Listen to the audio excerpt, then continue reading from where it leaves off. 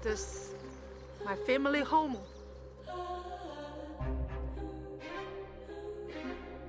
我是马他，阿拉也是家里好吧。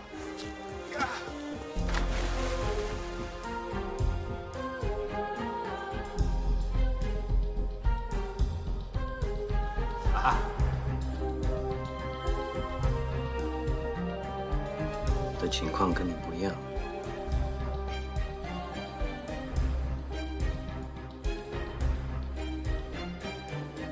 You're not stupid. You're smart. You are worth it.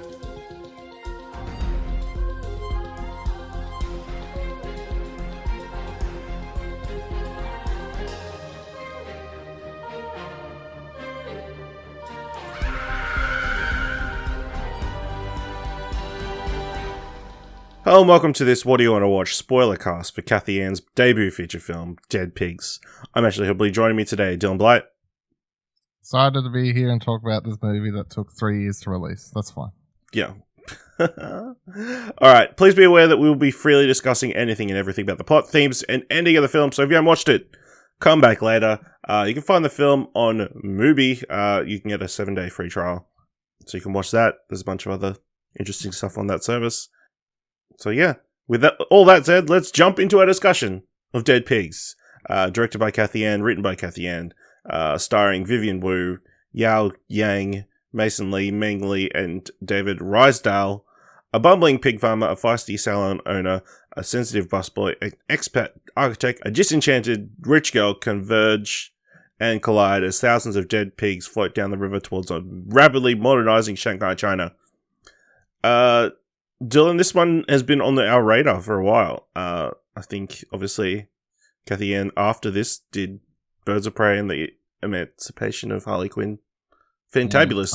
I think they just dropped the title of Birds of Prey for obvious reasons, but that's fine. But yeah, this is a film that obviously came out 2018 elsewhere. I think on the festival circus mostly. Yeah, it just came out to a bunch of festivals.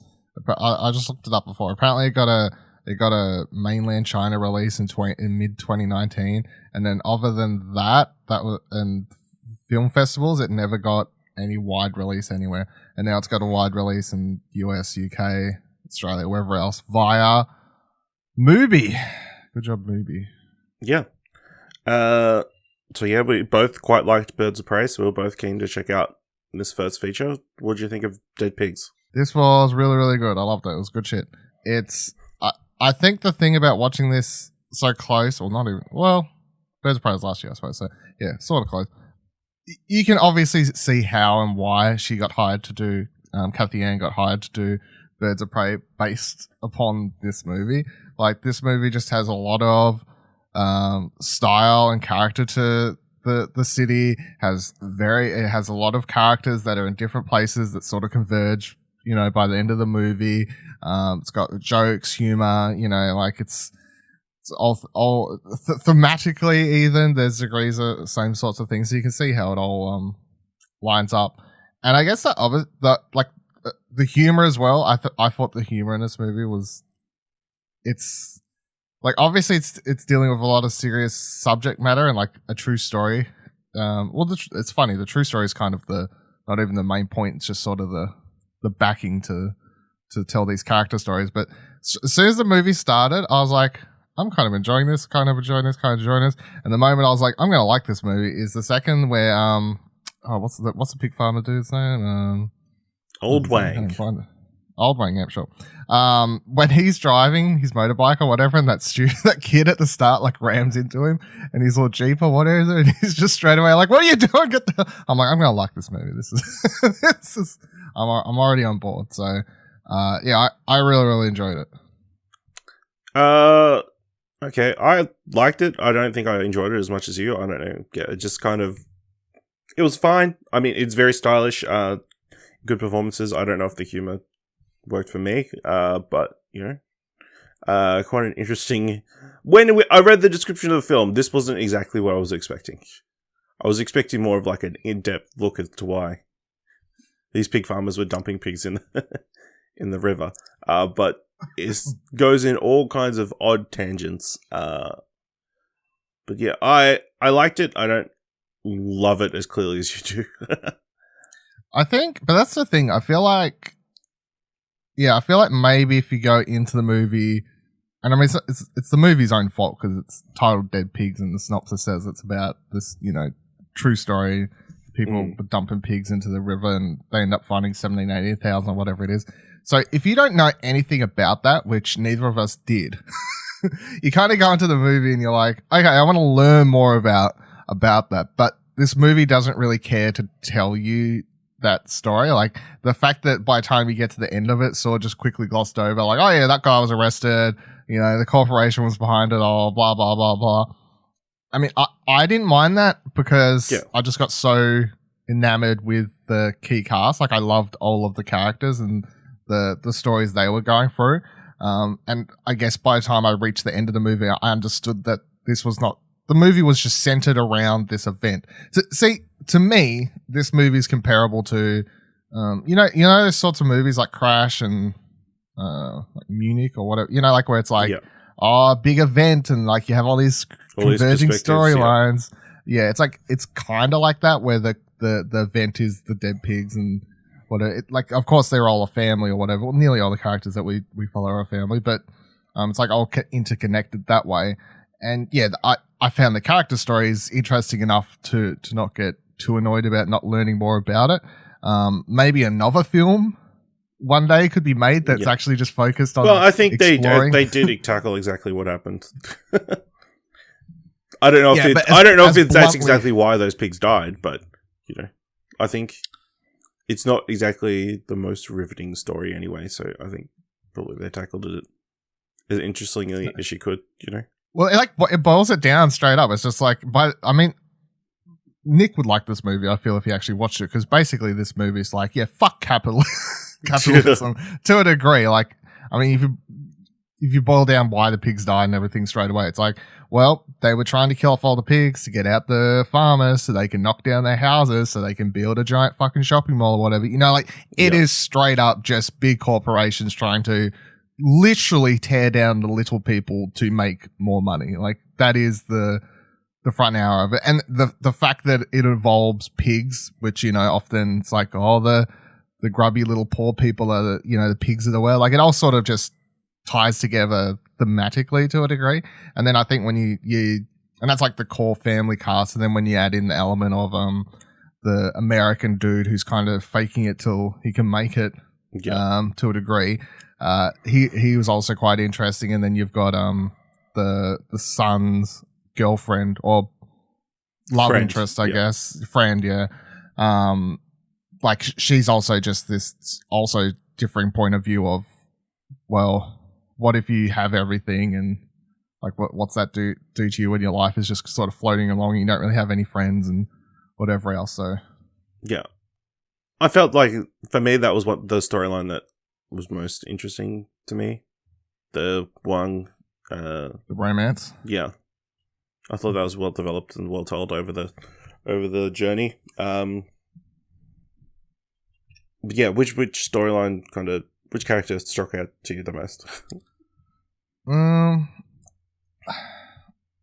don't know. It's hard to pick. I kind of liked all of them. I definitely feel like by the end, I did really love the brother sister relationship of him getting down and saying, begging his old man, begging his sister to get off that roof. That's just, that whole scene's like sort of. I feel like because that's the other thing I find about this movie. To a degree, this movie, like Suicide Squad, is running at a heightened reality. You know what I mean? Like it's Birds not. Of Prey. Yeah, that's what. Yeah, it's like it is a down to earth-ish story with real characters, but there are definitely moments throughout the movie where it sort of just steps outside and goes to that heightened reality level of.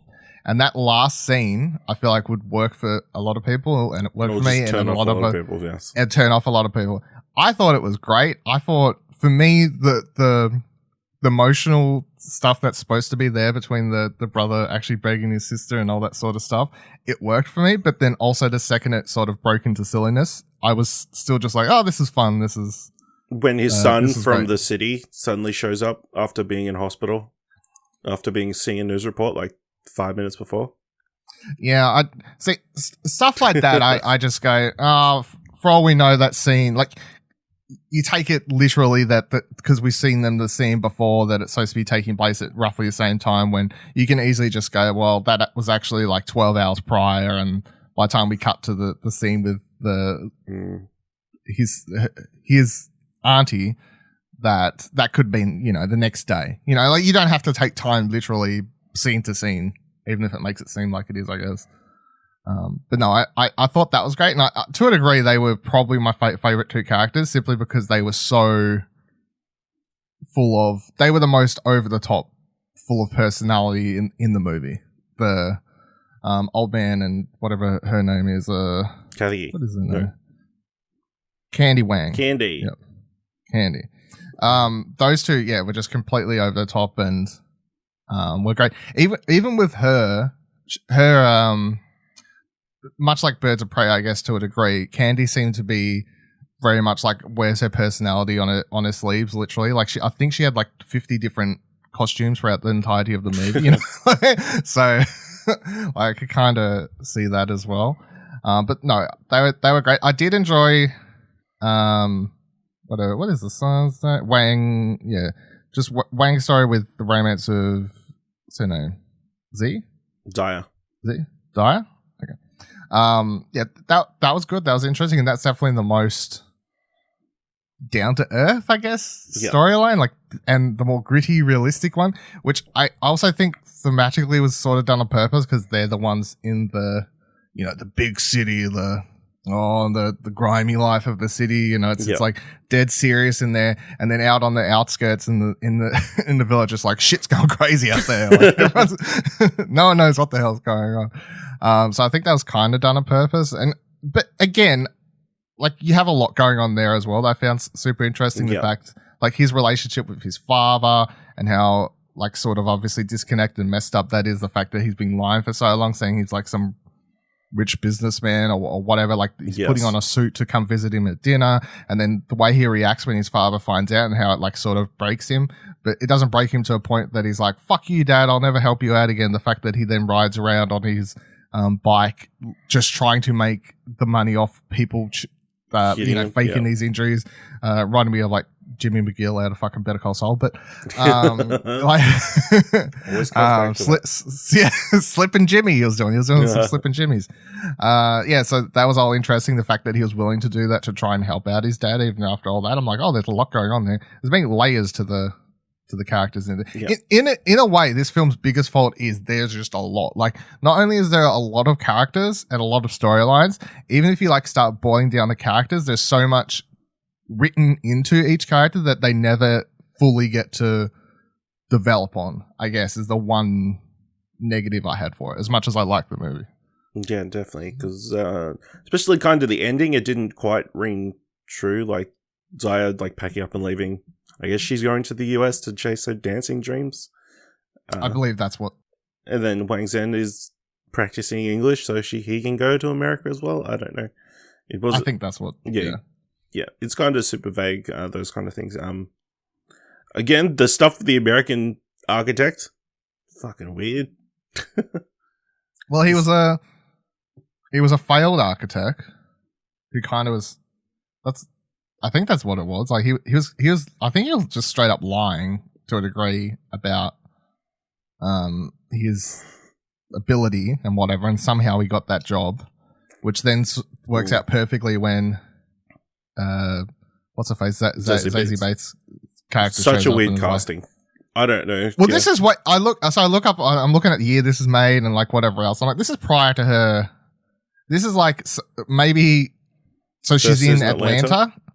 Yeah, one season of Atlanta at this stage, probably. And then maybe Cathy Yan likes Atlanta. It's like, do you want to come be in my movie? Reasonable hypothesis, yeah. Yeah, because she hasn't gone into, like, Deadpool or anything else before. Her career's still relatively short at this point. So, and she, then she shows up and she's like, hey, do you want to come do all these other side gigs where you just get paid to pretend to be rich people and stuff? Which, again, that's a super interesting thread that in another movie you can make an entire movie about. The fact that, they go to, here is literally a guy, this American guy, who's being introduced at a fashion show as, here's so-and-so, he owns 12 mansions and he's currently traveling the world, like the most luxurious over-the-top thing. And everyone sits there and goes like, oh, this is great. I love this guy. Look at this rich American guy. Look how beautiful he is. He's amazing. And it's just complete bullshit. And it just give me the movie about the host of that show. Oh yeah, that guy. He was great. Gyrating everywhere, yeah. Just with his little dance and everything. Yeah, it's good shit. Yeah, so that was his thing, and he was just making money off. So that's what I'm saying. I think he was just bullshitting his way through actual life, and then just continuing to do that. But he was actually kind of doing it. But at the same time, he wasn't really. I don't know. Like he was a bad character, but he wasn't a bad character. Like he showed humanity at times, but he was the one who brought up that someone else might have a name on the lease. Yeah. So it was like they showed he had humanity and wanted to do right at times, but ultimately he was the one that causes everything.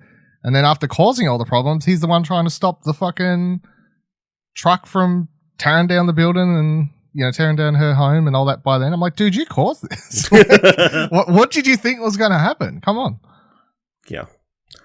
Is there anything else you want to talk about, Dead Pigs? I mean, beautiful. There's definitely especially like the nightlife scenes, like when they're in nightclubs and that kind of stuff.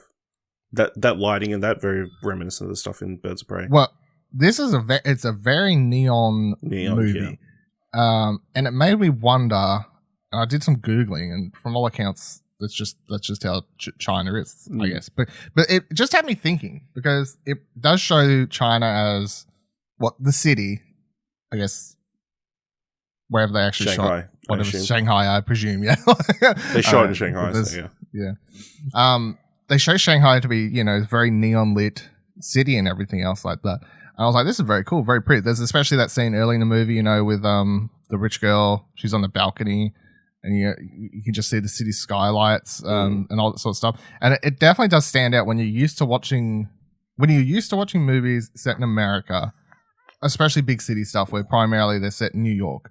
And New York at nighttime, that light, they're just normal lighting. You know what I mean? It's not a very exciting. It is just the picturesque, just normal lighting. Whereas Shanghai is presented with all these sort of neon lights and neon signs and whatever else and stuff like that. And the movie was shot wonderfully, cinematography and everything like that. But yeah, it definitely had me thinking, because I was like, I don't think I've ever seen a movie shot in China that sort of presented Shanghai and China as this, like it presented the city. It presented it more beautifully than I guess other stuff that have seen before. Especially if you watch American movies, how do they mostly present China and Shanghai or whatever? It's more grungy, dirty. American movies always present it's like some fucking dirty alleyway where a character's meeting up with some dodgy guy to do something, or like all this sort of stuff. So I thought I did really like that. I thought it was great. Cinematographer was Federico Sesca, who also did the cinematography for Patty Cakes, which is that movie I really liked about the rapper girl. But this guy did not do anything else that I can see here of note that we know of. Anyway. Cool. That was everything. Yeah, that was everything. Great movie. Loved it. It was good shit. Definitely one of my favorite things I've watched so far this year. And I said to you prior to recording, as far as we can argue about this later, but as far as I'm concerned, this is currently on my short list for 2021 movies, because it only ever got a limited release. And this is its first wide release. So in my mind, it's technically a 2021 release. So it's going on my short list for 2021 best movies. Will it hold until the end of the year? I don't know. It depends if all these other movies that are supposed to come out actually come out. So. All right. Well, let us know what you thought of Dead Pigs, or what you want us to do a spoilercast for, by going to Twitter at explosionnet.com/Twitter, or you can join our Discord by heading to explosionnet.com/Discord. There's a review either on Twitter, Apple Podcasts, or Podchaser. And if you like this episode and thought it was worth $1, head on over to our Ko-fi page at explosionnet.com/support and buy us a coffee. Thank you very much for listening, and until next time, keep watching stuff, I guess.